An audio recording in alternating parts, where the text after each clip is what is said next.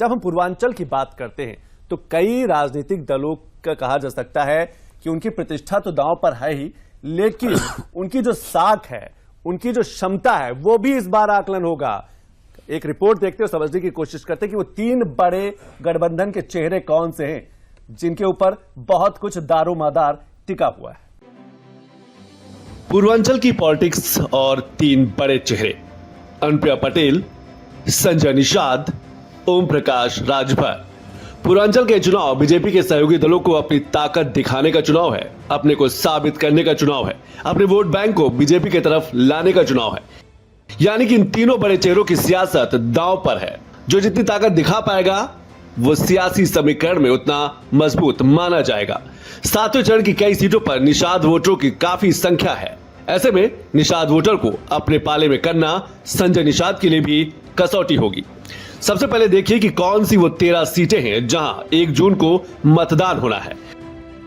महाराजगंज, गोरखपुर, कुशीनगर, देवरिया, बांसगांव, घोसी, सलेमपुर, बलिया, गाजीपुर, चंदौली, वाराणसी, मिर्जापुर और रॉबर्ट्सगंज। यहां का सियासी पारा मौसमी पारे से भी हाई है। मौसम का तापमान भले ही अर्धशतक लगाने को बेताब हो, पर यहां का सियासी पारा भी सारे समीकरणों को धता बता रहा है।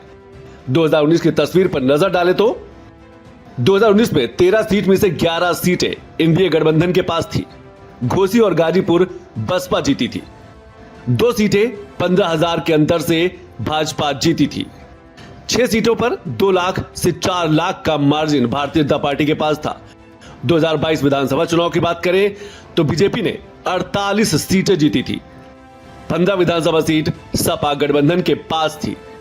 यह तो आंकड़ा था 2019 और 2022 का।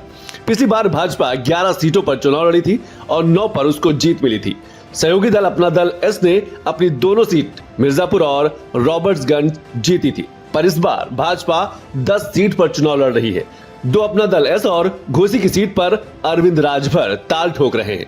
2022 के विधानसभा चुनाव में इन 13 लोकसभा सीटों पर आने वाली 65 विधानसभा सीटों में से 48 पर एनडीए को जीत मिली थी। 15 सीट सपा गठबंधन और एक सीट बसपा कांग्रेस के पास थी। 2019 में सपा बसपा गठबंधन के बाद भी गोरखपुर, कुशीनगर, महाराजगंज में भाजपा की जीत का अंतर 3 लाख से अधिक था। इस बार सियासी तस्वीर क्या होगी, ये 4 जून को पता चलेगा।